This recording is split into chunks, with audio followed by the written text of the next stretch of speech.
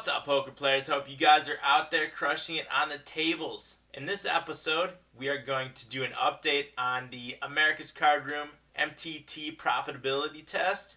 Looks like we are starting to see an answer to whether or not multi-table tournaments are profitable on America's Card Room. Here is my current Shark Scope graph. Right about in here is where I started the challenge. We've gotten 1, 2, 3 big finishes in there and ran it up over $3,000. We had a second place in the 4K guaranteed, a second place in the 20K for $2,300. That was our biggest cash so far, and we won the 2K guaranteed. We're going to take a look at some hands from all 3 of those final tables at the end of this video. We will bring up the spreadsheet of my current sessions on America's Card Room. If you want to check out this spreadsheet, the link will be down in the video description. Last episode we updated through session 4. Since then I have 8 more sessions here, maybe even 9. I think that would be 9. Our total time on the tables has been 108 hours. Our balance is now at 4,009, bringing our total profit to 3,009 since we started at $1,000. Our current hourly total is almost $28 over that 108 hours, which is pretty damn good with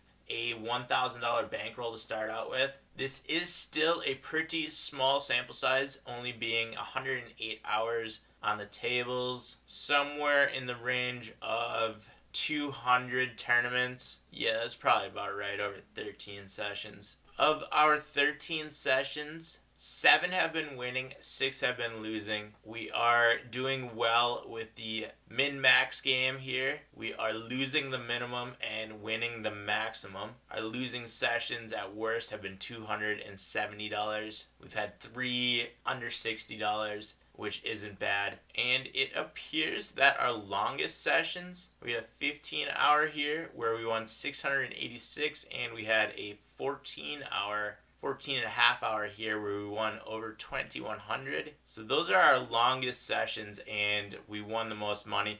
But that kind of makes sense, since if we are running deep in a tournament, we're going to be on the table longer and we're going to play more tournaments in those long sessions. The more tournaments we play, the higher the probability that we have a winning and a larger winning session. I think there's another big reason why America's Card Room is extremely profitable right now in the multi-table tournaments.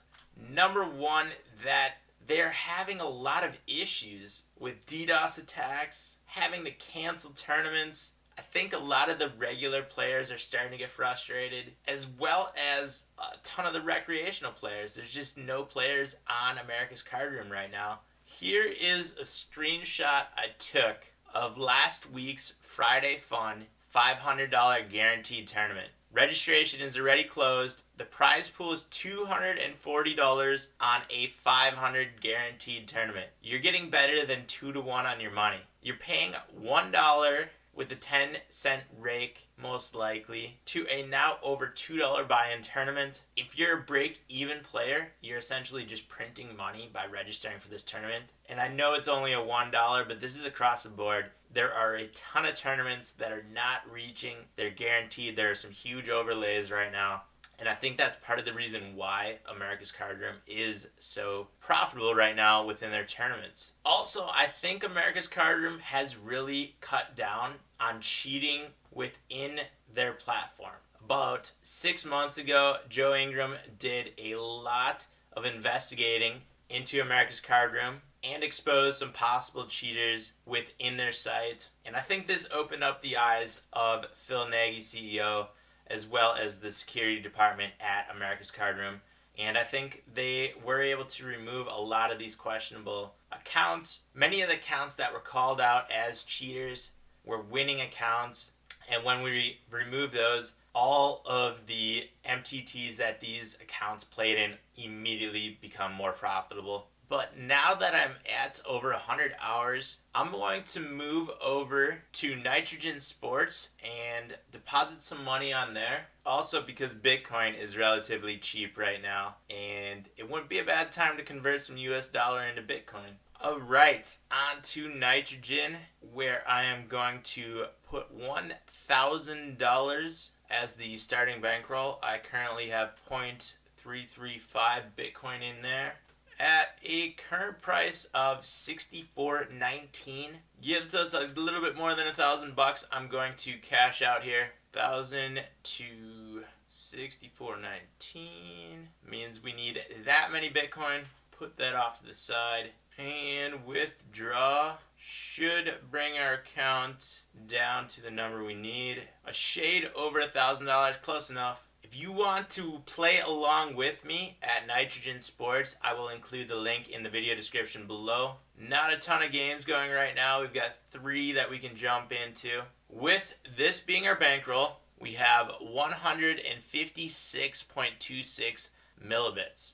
This table is going to be a 4 millibit buy-in max, and this one a 2. Right now, the maximum buy-in we can do with keeping our bankroll management at 20 buy-ins for cash games and 100 buy-ins for tournaments gives us 15.6 buy-ins at 0.05.1 Bitcoin, which is essentially a 100 NL table, a little bit smaller now with the lower price of Bitcoin, be a 64 NL table. So until this number gets to 200, we are going to be playing this level and this level only. Tournaments are going to be below 1.5 millibit buy-ins, so any of these tournaments can't play these. We've got the free rolls here on Sunday, going to be registering for those, as well as the daily free rolls. So we'll get some table time in here, see if we can register for this one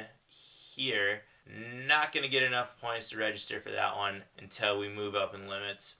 I know I said I was going to get into hands, but this video is already getting pretty long. I will do another hand analysis video of the final tables from the America's Card Room tournaments. And once I'm done editing, I'm going to jump onto Nitrogen Sports and get in some cash games here. Get my first session going on the profitability test of Nitrogen Sports. You're not going to want to miss out on the future content, so make sure you hit that subscribe button, turn your notifications on. If you want to check out America's Card Room, Nitrogen Sports, or any of the other poker products that I use, links are down in the video description. If you have any comments or questions, do leave those down below. And give the video a thumbs up if you enjoyed it. Be back soon with a new one, but until then, I'll see you guys out on the virtual felt. Be free.